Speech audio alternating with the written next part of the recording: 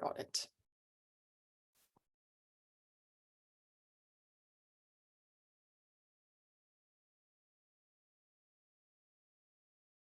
Okay, lovely people, welcome to our Wednesday live. Today you have just a dynamic duo of ladies only, Ms. Chelsea Jean and Loz here. So Oz can't join us today, but he will be back next week. But how cool is that? We can still do it even though 1/3 of us can't make it, and that's happened before.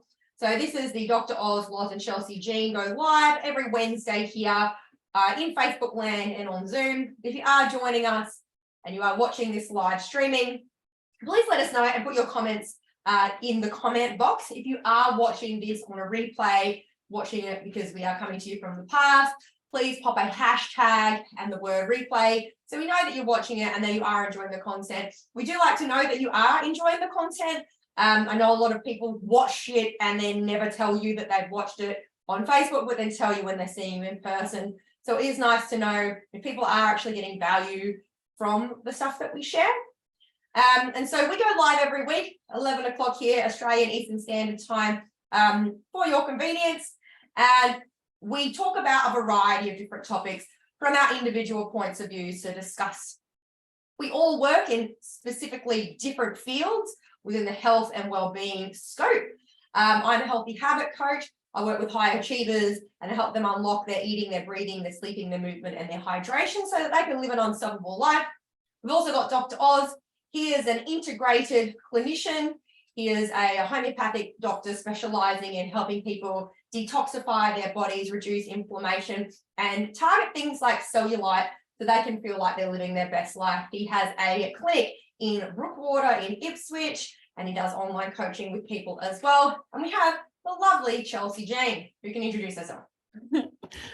Look at that, Loz. Thank you, everybody. Hi, my name is Chelsea Jean. My business is called Chelsea Jean Lymphatics. And overall, I'm all about helping you lower your risk of disease, looking better, feeling better, reducing inflammation, and doing all of those things by working on this amazing big L word called the lymphatic system. So I've been doing this for over 20 years, thousands of clients, and love sharing and educating. And like you said, Loz, like we've been putting out so much content over the years and over the years and over the years. And somebody will turn up. I suppose you get the same thing. Like we had a lady turn up yesterday and said, I've been watching you for years and years listening. And they go, oh my God, you're real. But then it's like, okay, like what got you over the mark? What got you to pick up the phone and book in to come in? And the reason behind us doing this whole educational piece every week is we don't want you to hit rock bottom. We want to catch you here at this height. We want to educate you. We want to help you raise up. Everybody's going to go up and down on a wave with their health, with their weight, with their eating, like with everything in their life. It's going to be a wave up and down. But what we're offering is those boundaries of stop before you hit too low. And I think that's the main reason that we started this group, Loz. And if you've been listening for years, or if you're only new to listening, please feel free to contact us whenever you like, because you don't have to hit rock bottom. If you're like me, I will see something and resonate with it and go, you know what, I'm going to do that. And it doesn't matter if you've been watching for so long or if you're a newbie, we're here for you. And this is why we wanted to do this for you guys. This is just free stuff that we're providing for you, because at the end of the day, it can be very overwhelming. And we give this disclaimer every single week. Navigating your health journey to live a long, happy, healthy, and vital life can be very, very complicated if you allow it to be. There is information overload going on in the world at the moment. We've got people over this side saying one thing and people over this side saying another thing. And then all of the people in your circle of influence, all of the popular culture, they're perpetuating other types of narratives. And so when we have a confused mind, what do? We don't do anything normally. We just sit there and go, oh, this is all too hard, clam up, right? So we want to inform you so you can make empowered decisions about your own health and to put the control back to you. Chelsea and I and Oz, we've all got our own lived and shared experience working with lots of clients and on our personal journeys. Oz has, worked with people like his wife, Miroslava, and, she's overcome cancer. I've got autoimmune disorders. Chelsea's been working for a really long time in clinic as a naturopath. And so she sees all types of patients, who don't really know what to do. And today I actually thought it would be really cool for us to discuss and debunk some myths when it comes to losing weight. This is a topic that is, a hot topic for a lot of people as we're starting to move into the warmer months here. I mean, we're still literally in winter. We've got one day left of winter. Yay! It's basically summer here. I mean, if you don't live in Australia or in Queensland, you probably don't experience it like we do, but it gets very hot very quick. And this is the time when people start to go, oh, I really didn't get the thing that I wanted to achieve over the winter months. I might have overdone it. Not really liking the way my body looks and feels. I feel a bit bleh. And this is where people can start to make those really uninformed decisions and try and do things that maybe aren't sustainable because they don't actually know any different. They might have read something in a magazine. Their friend says, oh, I tried this thing. You got to go get this thing. They see an ad on the back of a bus for a shake, a meal replacement system. And so today with Chelsea, I thought that we could both discuss some of these common myths that people have when it comes to losing weight. And so the first myth that would be awesome for us to discuss is to believe that exercise alone will lead to weight loss. Yeah. So your take on that, because I know how much you love exercising and have time for exercising. You do a lot of other recreational things though outside of like a gym. So I was going to gym all through my life. I was going to gym. I did F45. I was a Zumba instructor, Loz. So I'd be up on stage, shaking my bits and making up new dance moves. And I loved the people in row one because I would say, oh, do this sort of cockroach move. And they're like going like that. And I'm like, yeah, let's do that. So I loved exercise. I've been up on stage. I've had 100 people at my Zumba classes each week. So exercise was amazing, was a great thing. Now with so much work, it has shrunk to the bottom. It hasn't been a thing that is at the top of the list anymore. And I'm really feeling older because I haven't kept up with my exercise. I will still walk the dogs every day.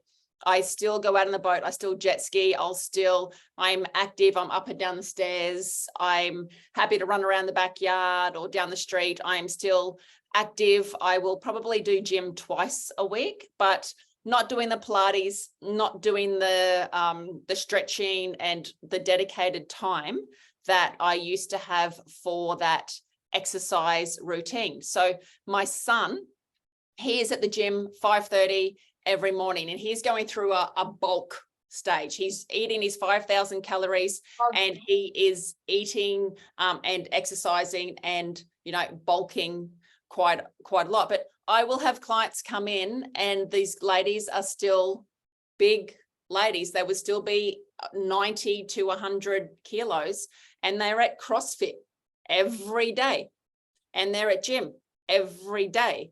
And some of them are spending 3 hours and their body is still big and holding on to fluid and not being able to release the toxins. And they tell me that they're eating great, but there is so much more going on. We have to talk about the hormones, the metabolic process, the bowels, like all of the other things that relate to exercise. Yeah. And age as well. So how old's Cohen? Cohen's like 18. Cohen's 17. Yeah. And so at that age, metabolically, he's completely different to a middle-aged woman who's going to CrossFit every day. Mm-hmm. And also hormonally. And so the reason I wanted to ask about like your own personal experience, and also I did not know you were a Zumba instructor because I used to be one as well. That explains a lot.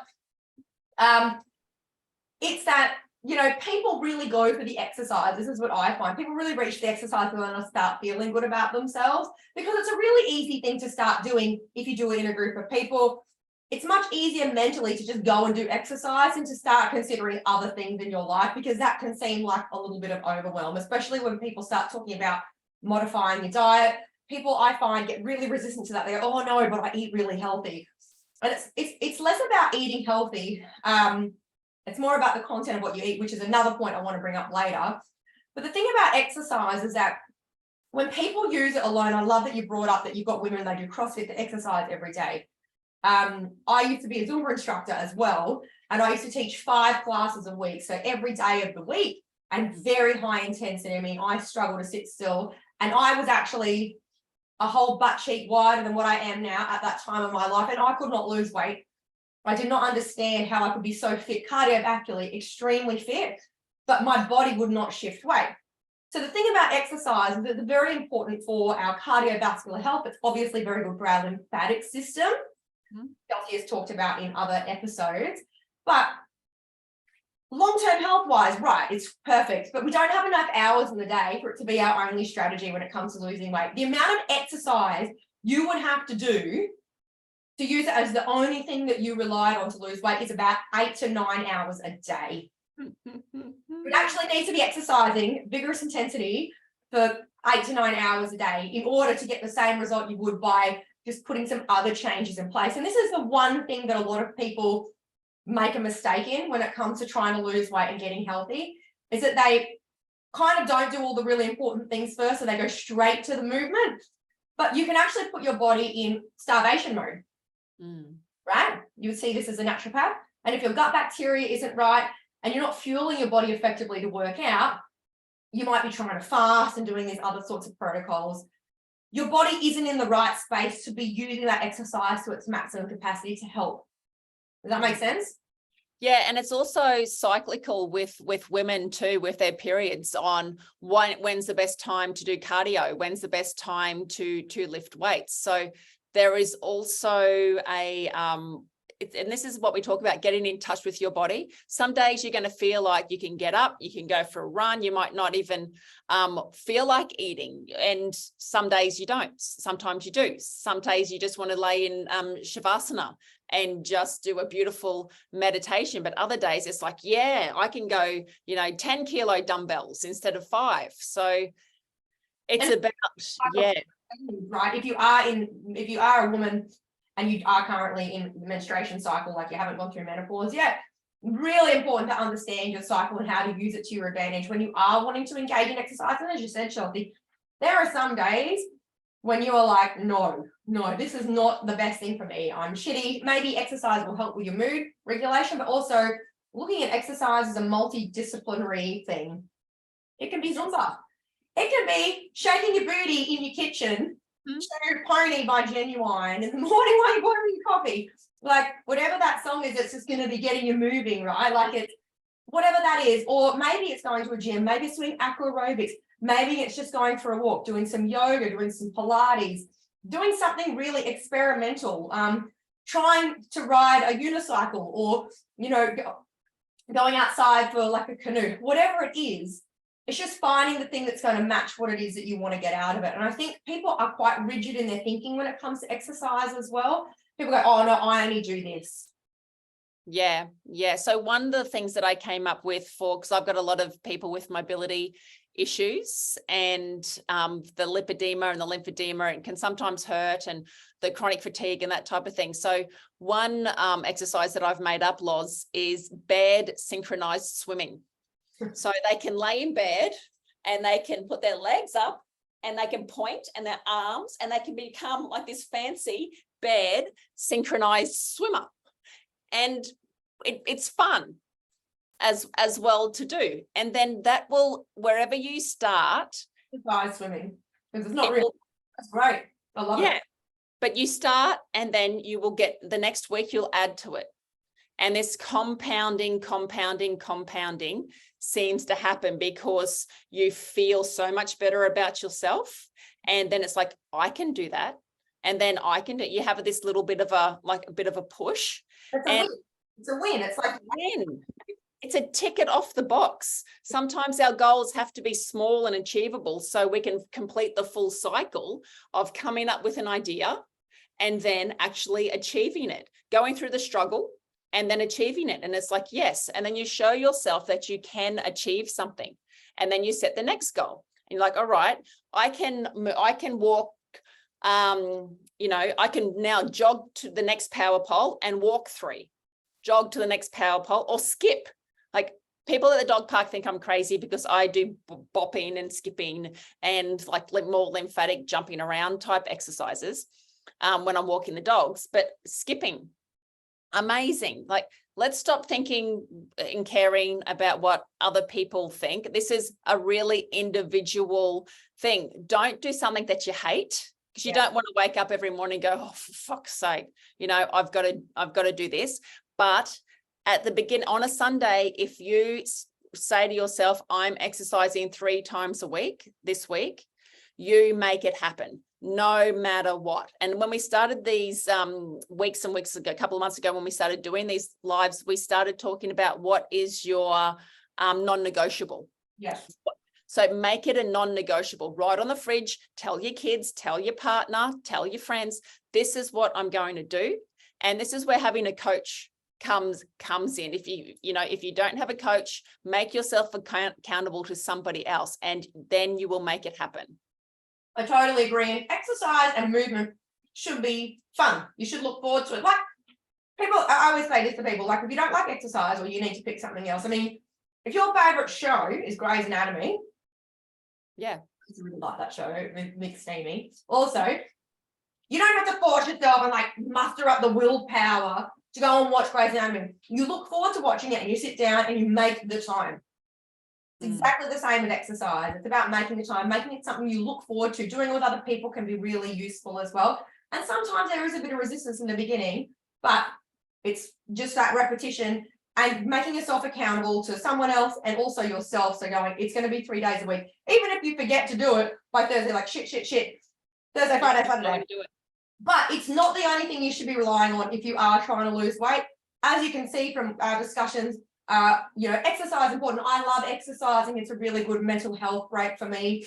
Also gets me moving and doing things that can test myself. But I think it is a fallacy to think that it's the only thing you should be relying on if you're trying to lose weight. Number 2 that I wanted to discuss is what we were just talking about, not just with exercise, but with weight loss itself and going on a journey of trying to improve your health, is thinking that you should be able to do it on your own without any accountability and support. That is a huge one that I see. People go, no, I've got this. And then they might do it for a couple of days and they forget. And then by day 21, like it's long gone, like it's nothing that they've committed to long term. And it is really easy to think that you can do things on your own. But the reality is, and you said it before, having a coach, an accountability buddy, some way of having to show up is what's going to get you over the line to overcome that motivation. So then it becomes a habit. Yeah. So having that honest conversation with your family, I think, is a really good start. Sit down with the kids, sit down with your partner, sister, friend, whoever, and say, you know what, this is how I'm feeling. I can feel my body getting sluggish. I'm getting slower. I'm not being able to keep up with the kids. I'm getting more frustrated. I'm standing in my cupboard, not being able to find anything to wear. And then I'm crying because I just don't want to look like that. I want to change. And guys, I would love your support in this. And say that to the hubby, say that to your family. Say, okay, if your kids are little, who can help me make sure that I have my 2 liters of water a day? You know, I'm going to exercise 3 times this week. Who's going to come with me on Saturday? And we're going to run down the end of the park and back and do that. So what can other people do? And they will go, oh, mummy, can we do this? And can we do that? And everyone then becomes on your page. You don't have to then feel guilty for having time for yourself, which is so everyone comes in and says, this is my time now. This is my time now. I love that. It's the down with the guilt. We want to just reduce the feelings of guilt. And if you are continuously putting other people's needs first instead of prioritizing your own self-care, there's no reason that you can't involve the people that you love, that you are putting first. And I love that you mentioned, saying it to your kids, because I find with a lot of mums, especially, who are struggling to find that work-life integration and that family integration with their own self-care, once they start getting kids involved, they're like meal prep. Like they get the kids in the kitchen and then the kids want to get involved, because you know what kids are like they get curious and they want to know. And then when they see that you're about to go do something active, mummy, can I come along? And you're like, I don't want to go on this walk on my own, I have a break. But it's that ability to go, actually, this can be a very inclusive experience. But getting that support from your friends and family, even if it's not your family, your friends, find a community online, find a coach, speak to a practitioner, somebody like Chelsea, someone like myself. I mean, that's what I do for a living, hold people accountable. Oz, whoever it is, you know, trying to do it on your own is really, really, really hard. I've tried to do it on my own. Try to do it on your own. Yeah, so what I do is, one, I torment my son by making him take photos of me in my undies and bra. And so that's quite, you know, tormentable for him. So he's going to keep me accountable. He's got to take my before photos. And then I put them online, because how more accountable? I've got, you know, 12,000 women in my boob camp Facebook group, and I whacked, and all over Instagram, I will put that photo of me saying, hey, I'm not feeling my best. Yes, I've been, you know, going out for dinner too much. I've probably been having a glass of 2 wines extra. I'm not moving my body as much. And this is where I'm at, and I'm not feeling great. So here I am now. This is me. Roots and all, like boobs, bump, like the whole thing. And now that makes me accountable. So I can then go, okay, well, I've told the world, now this is what I'm doing, and I'm going to show you my progress as well. Because if I'm going to ask somebody else to do it, then I'm going to do it too. And that's a great thing, is to get somebody to do it with you as well. You know, I find a lot of success with clients who, you know, they've been through the coaching experience and they understand the importance of accountability and support. And at the end of our relationship, because at some point I want to be coaching people forever, that's a bad coach. So I coach people for a period of time, get them to their goal, but then they automatically develop those mechanisms of support. So they get their friends involved. They go, okay, I need a gym buddy. I need somebody that, you know, we can chat every week. We're going to catch up a coffee. It doesn't have to be formal. It can be like, we're going to catch up a coffee and we're just going to chat about our goals. And I love that you talked about the social media thing, because that can be another mechanism. Not everybody's bold or brave enough to do it, but to share photos and actually share where you're at. Yes. Is a big one, to say, this is what I'm doing. Once you announce it to somebody, it relieves the burden, actually, then you know you're going to do it. Because most people want to do the right thing by themselves, they just don't know how. And so I love that as a myth that I think a lot of people probably do struggle with, because people may never have had a coach before or accountability. They might have never really had a lot of support in their life. And so it can be very new territory to actually open up and ask people for help. For a lot of people, especially if they've come from an unsupported relationship or they've done everything on their own for a really long time, it can be a really big, courageous move to go, actually, I need some help. And I think once people open up to that prospect of sharing that support, all of a sudden they actually feel like they're making progress and they're more likely to continue. One of the other myths I find is that people don't eat enough protein. This is a huge one. What happens is when we don't eat protein, we get really, really, really hungry. People get on that carbohydrate cycle because they're getting spikes in insulin. And the problem with hunger is it actually becomes the enemy of weight loss. And when we have a low protein status, that can also be associated with low immunity as well. When I'm coaching people, a lot of the time when we're having conversations because they want to, you know, try and lose weight or get healthy or whatever the goal is, I never really like to use weight loss as a specific goal. It's just like a byproduct of other things. A lot of the time I speak to people, I had somebody yesterday, they were eating twice a day and only one of those meals really contained protein because they read somewhere that they should fast to lose weight. Whereas a lot of other people, you know, they might have 3 meals a day, but they're not getting that protein in each meal. And I find as soon as we start to add protein into people's diets and improve their protein status, a lot of other things start happening in their body. But it's about choosing the right protein that's going to work for your body, because not everybody wants to eat meat. Not everybody likes particular types of meat. And there are a lot of other options when it comes to protein. Yeah, so like cottage cheese can be a really great low fat form of protein, and it tastes great, and you're not just chewing steak the whole time. So I'm a A-type blood, and A-type people aren't supposed to eat as much protein because we don't traditionally have that stomach acid to break it down. I'm supposed to get my protein from smaller sources and more green sources, but really give me a steak and you won't stop me. Like, I love it. I'm fish. I can't have chicken because it's on my hair test, but I can have turkey and the cottage cheese and the nuts and the seeds, and there's chia seeds. Like, there are so many different other sources of protein which can be easy to do, but a lot of it's about education. And then if somebody says, oh, because you're supposed to have around double your weight in grams protein, does it work out about that type of thing? They think that 2 per kilo. Yes. Yeah. So they think that, oh, okay, well, if I need to have, so I weigh 78 kilos, so I'm, 150 grams of protein. They think that, oh, if I eat a 200-gram steak, I'm getting my protein in. And it's like, no, there are other bits in that steak that is not, doesn't have protein. Yeah. So that's something where people have a problem. Loz, do you find that? Yeah, and so I try not to use numbers when I explain about protein, because it makes people very confused, or it gets people too caught up in the numbers. Your body doesn't understand numbers. Your body understands carbs, proteins, and fats. Yes, there are numbers involved, but the best way to educate people, in my opinion, is to teach them about what a plate would look like.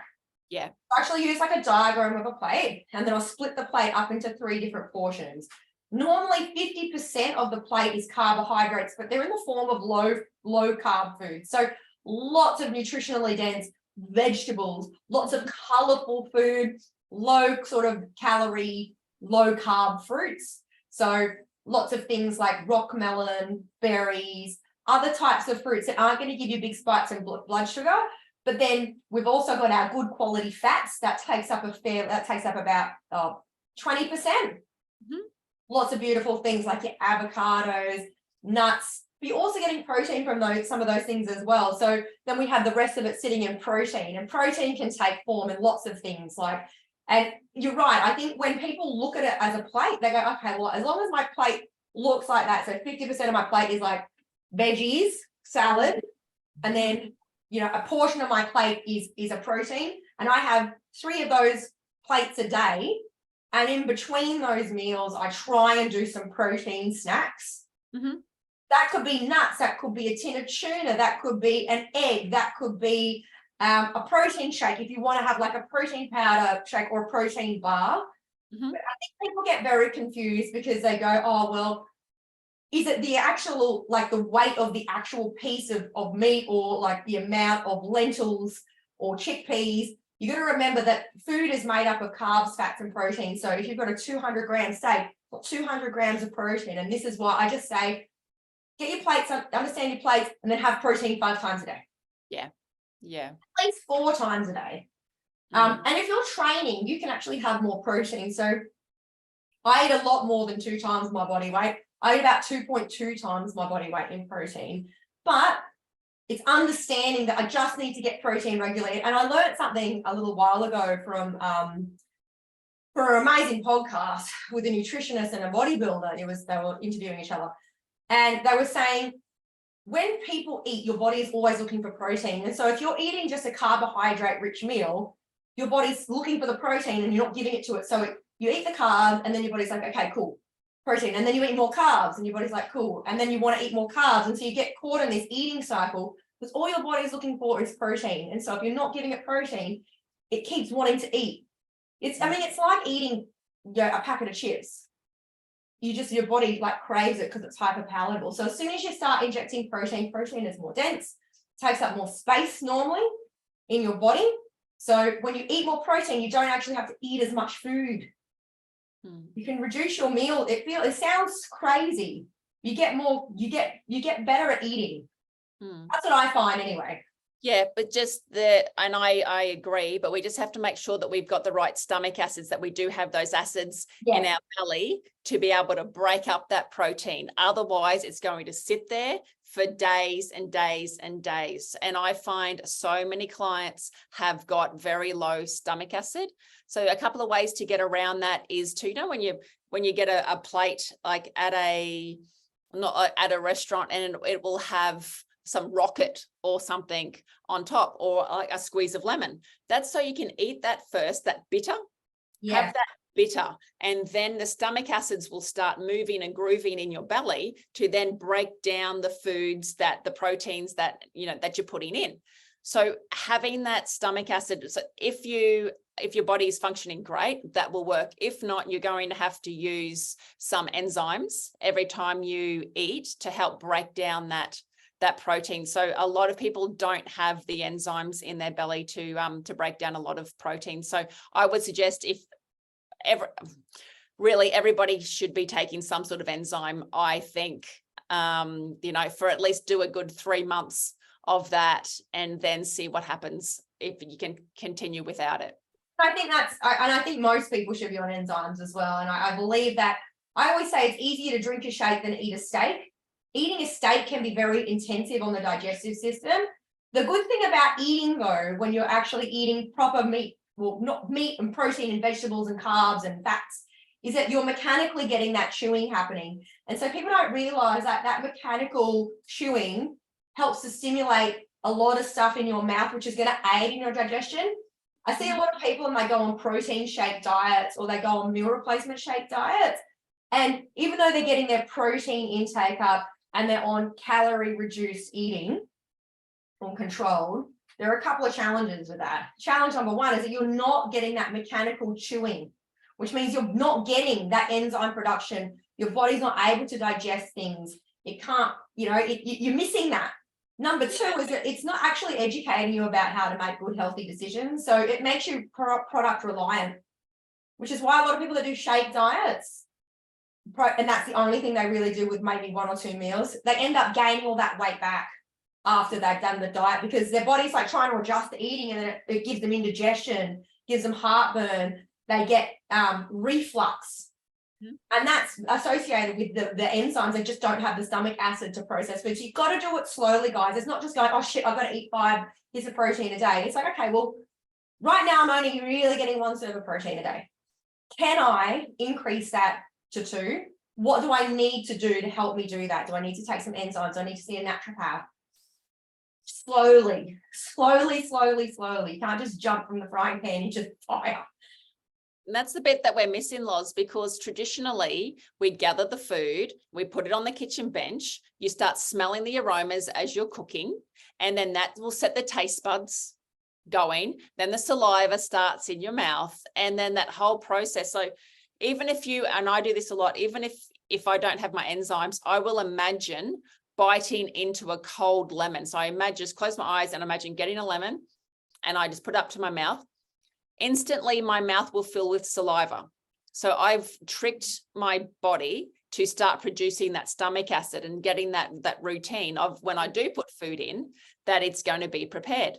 What do we do now? Fast food, junk, no preparation. The body doesn't get a chance to have all of those mechanisms put into place as they should. So maybe when you go through the drive-through at KFC, park at the front for a little while so you can smell it and get the juices going, and then go through the drive-through. Like, I'm joking, but I always say just watch some food cooking at TV, like on YouTube. I find that when I watch food being prepared, if I watch it, I automatically start salivating. yes. So that is another mechanism. You've got to try and trick yourself sometimes. So if you are on the run and you're like, I'm just having a protein bar, sometimes you do need to stimulate those glands. And that's why things like apple cider vinegar can be really useful. Squeezes of lemon, if you don't have enzymes always, it's getting that salivary action started. You have a vagus nerve as well that runs through. So there's a lot of science that backs why we need to have all of those sensory inputs. And you're right, Chelsea, I'm actually really glad you brought that up, because a lot of people, they get none of that, and they wonder why they've got such problems with their digestion. Because you're actually bypassing nature and the things that we've been doing for thousands of years. Yeah, I agree, darling. So there are so many things that come to just go back to see how we are traditionally supposed to function as a human being. Okay. That's what we have to do. Our body is still the same. It still needs to go through those processes, even though we are apparently getting smarter, but we are getting sicker. Yeah. And we need to have a think about it. Go back to that traditional way whenever you can. Houses are being built now without kitchens in it. It's like, I'm going to Sydney on Thursday and I'm going to get an Airbnb. So at least I've got renting a place that has a kitchen in it, because Cohen and I are both on cuts, at the moment, and we want to prepare our food ourselves. So we will go to the extra expense to make sure that our, where we stay has got those facilities in it. So just, putting that time aside to do that. Prioritizing it, guys, prioritizing that. And if you are the kind of person that doesn't like to cook, there are meal services out there. You probably saw me eating before. I just trained. So, I always have to eat. I have an eating window after I train so I can get my protein intake in. But lunchtime, I knew that I'd be doing this. So, I prepare my food, I pop in the microwave. Not that that's always the best way to do it, but I let it sit there and I smell it before I eat it. Yeah. Because it helps a lot, and then it makes me more hungry. So the last one I wanted to talk about, Chels, was because this is a contentious subject. Following quick fix fad diets that promise really fast weight loss, which is normally unsustainable for a lot of people. And what tends to happen is people then return. This is in most situations, not everyone, which we're going to talk about. Most people return to their normal eating, which is normally shit. And then they end up resulting in more weight gain, and then they end up on that roller coaster, that yo-yo roller coaster. So I know that at the moment you are doing something, but you are a highly educated person. You know exactly what it is that you're doing. And you're like, this is not sustainable. This is short term. This is the result I want. I know how to eat better, and I just need a kickstart. Yeah. So when it comes to going to the doctor and being given a medication or some sort of speed to make your metabolism and everything work faster, speed you up, don't sleep, it's a recipe of disaster. It's chaos. There is no education in that for you to learn. And I think the same comes with the gastric sleeve and the operations and things like that. There is no education in that about re-educating you how to eat. People with gastric bands and things, they've figured out that they can still get half a thick shake down in one serve. So I am not about quick fix any of that at all. At the moment, I am doing my weight loss accelerator program, which, I've lost 5 kilos in 6 days. My energy is amazing. I'm feeling great. I'm getting lots of good food into my body, and it just works wonders for me. And I know that it's a 21-day plan on this restricted eating plan, which is the easiest thing I've ever done. And then it's another 21 days where I add the fats back in to my diet. But I get everyone who wants to do this with me, I talk to them. First of all, we have to do the Candida cleanse and make sure that your gut and your bowels and everything like that are working first. And then if there is any other hormonal issues going on, we have to sort that. So I'm also taking my herbs and things for, hormonal issues that's going on as well. So I've done a lot of the background, and now it's time to put my body in a situation where it's now safe to lose the weight. It's supported. And believe me, my head is in the right place. Your head has to be in the right place to do this. And this is the third time that I've done this weight loss accelerator program, and I lose 7 kilos each time, and then pretty much keep it off for the whole year. And then winter sort of comes again, and I gradually pop the weight back on. But for me, I've just had my hysterectomy. I haven't been able to exercise as much. This is a great diet because you don't exercise on it. I'm just getting out in the sun, walking the dogs, and I feel absolutely amazing. So you can see that it's not just I'm going to just order this online, or I'm going to go to the chemist and I'm doing this detox that's going to take 3 days and all I'm going to drink is this goo and isogenics or something like that, where the main ingredient is skim milk powder. I don't understand people are paying so much money for skim milk powder. And so, yeah, I don't agree with, all of those fads, but there has to be a method and a process for people to go along and find out what suits them individually. And the thing is, the way you explained it, so it's a process that is going to have a start and an end date. But there's a whole heap of preparation that's gone behind the scenes there that I don't think a lot of people really understand. So you've got to get your body in the right space. It's not really that different to doing a bodybuilding show, or if you're an athlete like a boxer or someone, you're going to do weigh-ins. I followed a lot of really unsustainable dietary protocols in my time. I did 13 bodybuilding shows in 14 months. Most people do one show every 3 to 4 years. I did a lot back to back. So I was constantly in these restricted eating cycles, but I would do recarbs. And it was a very structured process where I actually had a coach. I had protocols that I would follow, and I had to make sure that I would have those rest times in between. But there was an outcome because I knew that I would be stepping on stage at this time on this day, and I needed to be in a certain shape, physique wise. A lot of it's about tweaking salts, carbohydrates, and water intake so that your muscles pop. But it's going in knowing that you have to educate yourself first. You know that it's going to be unsustainable because it's going to get you an outcome, but educating yourself about what that looks like after you've done the fad diet. Now, I'm at no point going to ever promote fad diets, but a lot of the time people can use them as an accelerator or a kickstart. When I put people on my 12-week program, which is what I call my fast track program, we will do a fairly low carb diet for the first 4 weeks. Like it's 28 days of very low carb, but you're eating a lot of protein to supplement that.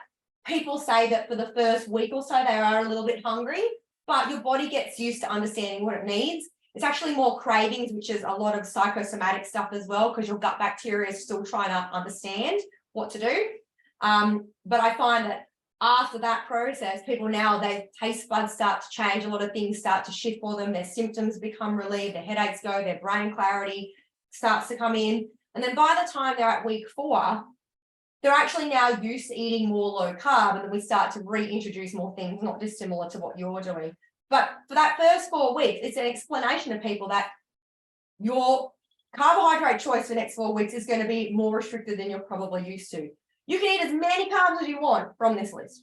There is no limit to how many carbs you have. In fact, if you're hungry, eat more. But people are like, oh, but there's no bread. There's no pasta. Great, because we're getting you nutritionally dense, lots and lots of vegetables. It's going to help you with your gut, but it's, eventually we can introduce things like breads back into your normal eating, but you will want to learn how to pick and choose when you want to have them, because you're going to be feeling so good by that point. As soon as you go eat that bread, you're going to realize how sick it actually probably makes you feel. And before, because you're eating all the time and you normalize the feeling of blah, you didn't really notice how crap you felt. You didn't notice the brain fog. And brain fog is one of those things that until we get rid of it, we're like, oh shit, like I was feeling really crap before. But it's going in knowingly to what you're doing, educating yourself through the process. So you are doing something that's going to kickstart.